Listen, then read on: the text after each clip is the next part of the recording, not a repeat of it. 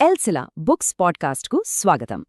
ఈరోజు మనం palm Sunday ప్రాముఖ్యత, అది మనకిచ్చే స్ఫూర్తి గురించి తెలుసుకుందాం. 2000 ఏళ్ల క్రితం ఒక రాజు వచ్చారు.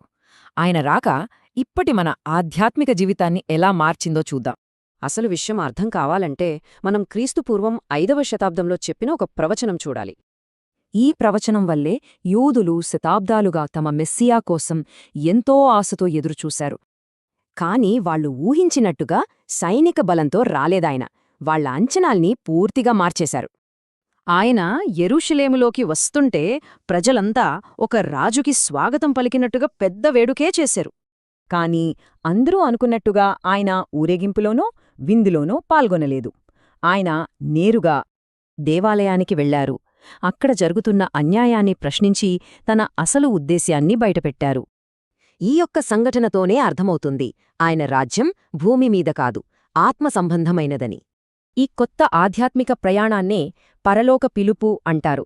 ఇది విశ్వాసంతో చేసే ఒక నిరంతర ప్రయాణం. ఈ ప్రయాణం ఎలా మొదలవుతుందంటే, మన విశ్వాసానికి ఆధారం, దాన్ని చివరిదాకా నడిపించే యేసు వైపు చూడటంతో. ఈ దారిలో ముందుకు సాగాలంటే మనల్ని సులువుగా చిక్కుల్లో పడేసే ప్రతి భారాన్ని, పాపాన్ని వదిలేయాలి. ఈ లక్ష్యం వైపు పరిగెత్తడంలో 3 ముఖ్యమైన మెట్లు ఉన్నాయి. అవేంటంటే, దీన్ని ఒక పరుగు పంద్యంలాగా, ఒక మంచి పోరాటంలాగా కూడా పోల్చారు. సరే, ఇంతకీ ఈ పిలుపు, ఈ భక్తి నిజ జీవితంలో ఎలా ఉంటుంది? ఒక ఉదాహరణ చూద్దాం. యేసు చనిపోవడానికి కొంచెం ముందు ఒక స్త్రీ ఆయన శరీరాన్ని అత్తరుతో అభిషేకించింది. ఆమె కథేంటో చూద్దాం.